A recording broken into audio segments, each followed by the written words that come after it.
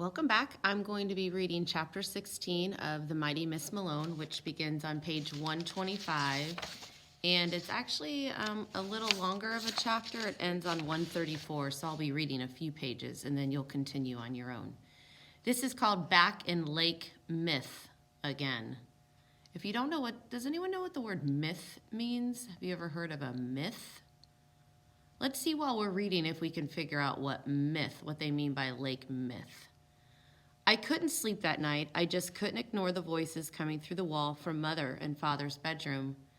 They started out whispering, but their voices were getting louder. Mother's was the loudest. "That's not true," I heard Mrs. Carsdale say.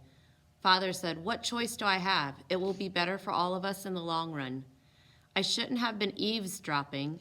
Eavesdropping, have you ever heard that? Where someone's listening in on a conversation that they're not a part of?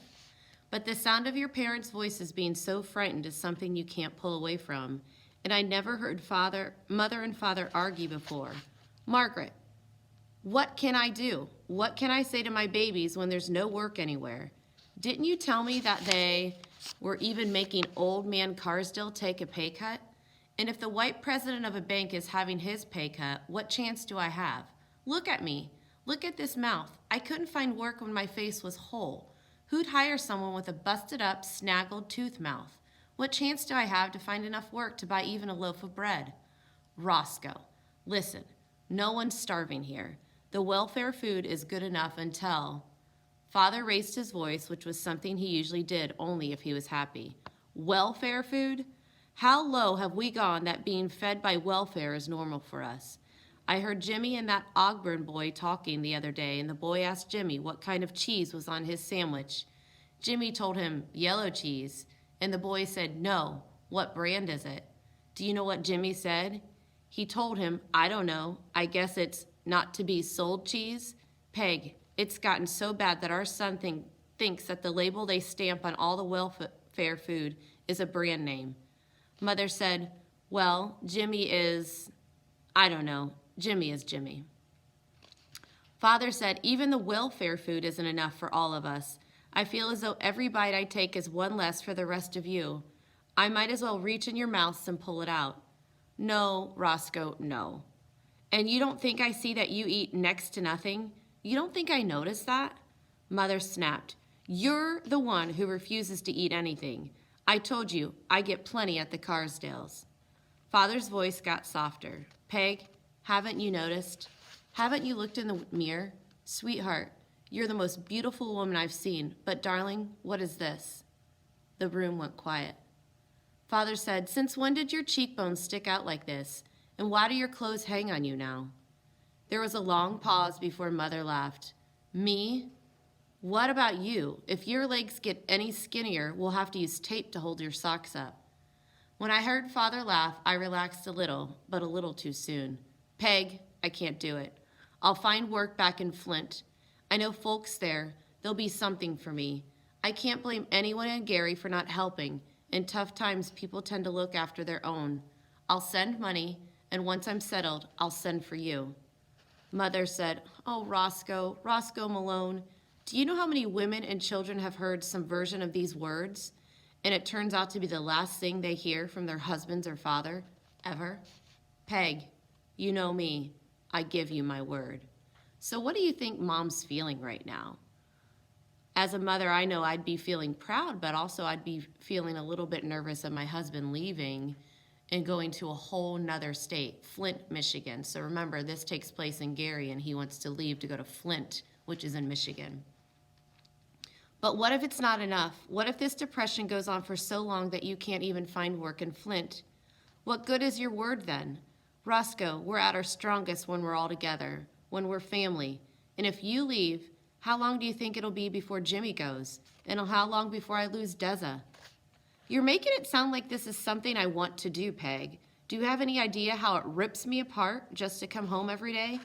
Every day I go out and there's nothing. Nothing but a city full of old men no one needs, where the next person is desperate enough to work for less than the last person. I just can't do it anymore. There have been evenings when I stood at the front door for 15, 20 minutes, too ashamed to come in, too ashamed to have nothing in my hands but my hat. So he's so upset because he's not getting work. Mother said, "Why are you taking this so personal? You have nothing to be ashamed of, Roscoe. No one has work. No one has food." Father said, "Maybe you're right. Maybe it's not shame. Maybe it's fear. Maybe I'm afraid that one day I'll come in here and see the love and concern on all your faces, see the way you and the kids work so hard to make me feel better, and I'll lose my mind. I'll be so hurt, so angry, so desperate that I'll go out in the streets and do something horrible, something to get food or coal or clothes, something that would allow me to feed my family, something that would allow me to feel like a human being and not some animal in a zoo waiting for a handout. What kind of world is it when even when I can't find work and even when you work for 40 hours, we still can't afford to have our babies looked after properly? Roscoe, we have to have patience." Patience? Patience?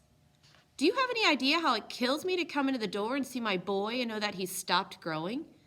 To know that all we can afford is to take him to Dr. Taylor, a man who's so old and stuck in his ways he probably delivered George Washington? Roscoe, listen. No. Do you know what I'm automatically do every day when Deza runs up to me to give me a hug and a kiss?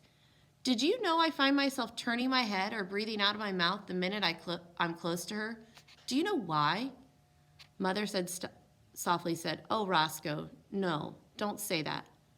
I stopped breathing." Father said, "It's true, Peg. You don't want to hear it. I don't want to say it, but it's the truth. I found I can't breathe out of my nose when I'm near Deza because of the smell of her teeth. How sick is that? How pathetic am I that I can't even breathe normally around my own child?" The room was quiet for a minute. Tears stung my eyes, and I tried to stop listening, but how would you feel if you were Deza? She's overhearing this. And remember, back in the chapter, she would always put pads back there of her teeth because her teeth were hurting her, and they're very poor and they can't go to the dentist. So when your teeth start rotting, you do start to get a foul odor in your mouth. So imagine her father even saying this to the mother and how horrible he feels to say that. But Deza's listening to this, and father has no clue. That's right in the middle of page 129, so you need to continue reading a couple of pages on your own. How emotional is this chapter? Father is coming out, just telling how he feels and how emotional how these emotions are so upfront. I'll see you soon.